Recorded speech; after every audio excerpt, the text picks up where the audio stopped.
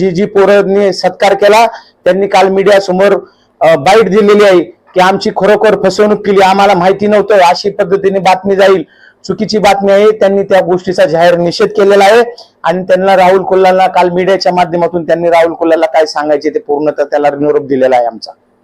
काल सकल मराठा समाजाच्या वतीने संपूर्ण तालुक्यातले सगळे मराठा सेवक आम्ही केडगाव या ठिकाणी छत्रपती शासन भवन या जनसंपर्क कार्यालय आमच्या ऑफिसमध्ये सर्वांना बोलून एक बैठक आम्ही आयोजित केली होती. त्या बैठकीमध्ये असंख्य कार्यकर्ते मोठ्या संख्येने उपस्थित राहिले. त्या बैठकीचं निमित्त होतं की आपल्याला मनोजदादांनी जे आदेश दिलाय की आपल्याला इलेक्शन लढवायचं नाही, तर आपल्याला इलेक्शनमध्ये ज्यांनी आपल्या आरक्षणाला विरोध केला त्या सगळ्या, मग तो कुठल्या पार्टीचा आहे हे न बघता त्या ठिकाणी आरक्षणाला विरोध करणाऱ्या सगळ्या उमेदवारांना आपल्याला पाडायची भूमिका बजवायची आहे. आणि ज्या फडणवीस सरकारने आरक्षणाला विरोध केला तर ते सगळे फडणवीसचे सगळेच्या सगळे आमदार हे पाडायची भूमिका ही या राज्यातल्या मराठा समाज घेणार असून त्याच्या चिन्हावर उभे आहेत. तालुक्याचे माजी आमदार राहुलदादा कुल त्यांना आता पराभवाला तर सामोरे जावंच लागणार आहे. कारण मागच्या इलेक्शनला 2019च्या इलेक्शनला त्या माणसासाठी आम्ही रात्रंदिवस पळालो, लोकांच्या उन्हा पावसात पाया पडलो, आताडी सुजसपर्यंत भाषणं केली, प्रचंड ताकदीनिशी आम्ही मोकळ्या अंतकरणाने निस्वार्थी मनानं कुठलाही एक चहाची सुद्धा अपेक्षा आम्ही त्यांच्याकडून कधी केली नाही. ज्याच्यासाठी केलं त्यांनी साधं 5 वर्षामध्ये कुठलंही सहकार्य नाही केलं आम्हाला कुठल्याही पद्धतीचं. उलटे आमचे विषय वाढून ठेवले.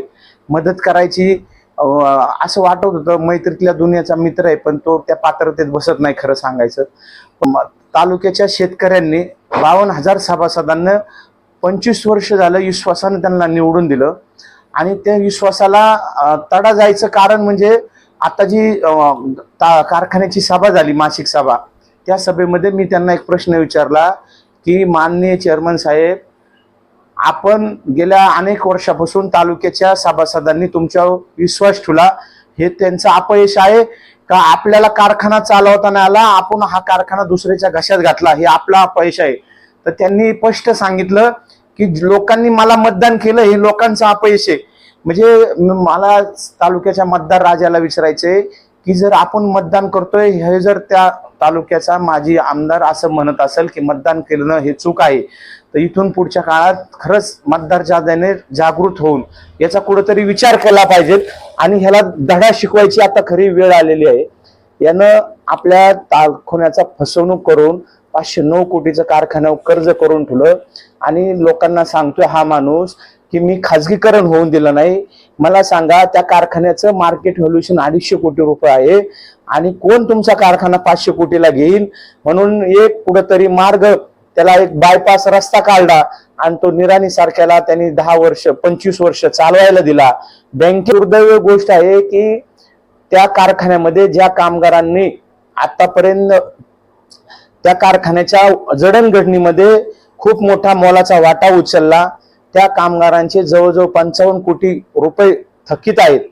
हे 55 कोटी मागण्यासाठी जवळजवळ 50 ते 55 कामगार त्याच्यामध्ये मयत झाल्यात. 550 कामगार आहेत. त्या मयत झालेल्या कामगारांच्या फॅमिली आज सणसूद सोडून अरे त्यांना दिवाळी सुद्धा करायला आली, ह्याच्यासारखं काय दुर्भाग्य असतं. गरीब दिवाळी खायला सुद्धा नाही इतकी बेकार अवस्था त्या कामगारांची झालेली आहे. आजोबांसारख्या वयाच्या कामगारांना ज्यांचे गुडघे नाहीत, कंबर गेली काम करून अशा लोकांना आज आंदोलन करायला लागतंय, तरी सुद्धा या माणसाला घाम फुटत नाही. आंदोलन करता करता मागच्या 3-4 दिवसापूर्वी एक वयोवृद्ध माणसाला अटॅक येऊन त्या ठिकाणी आत्महत्या, त्याचा जीव गमवावा लागला. इतकी बेकार अवस्था या कामगारांची आहे. लोकप्रतिनिधी कसा असावा मला एक कळत नाही. आपण का त्यांच्या सोबत जायचं? तालुक्याच्या लोकांना मला कळतच नाही. आपण का चुकीचा निर्णय घेतो, चुकीच्या माणसाच्या सोबत जातो. आता आपल्याला कुठेतरी बदल करण्याची खरीच गरज आलेली आहे. ज्या माणसाने एखादी गेल्या अनेक वर्षापासून शिक्षण संस्था उभी करू शकला नाही, जो माणूस कारखाना नीट चालू शकला नाही, जो माणूस या पश्चिम पट्ट्यातला जो दुष्काळ भाग आहे त्या भागाचा पाणी प्रश्न सोडू शकला नाही, जो माणूस या तालुक्याची लाईटचा प्रश्न सोडू शकत नाही, लाईफ टाईम, जो माणूस सगळ्या जाती धर्मातल्या लोकांना बेरोजगारी प्रचंड वाढली.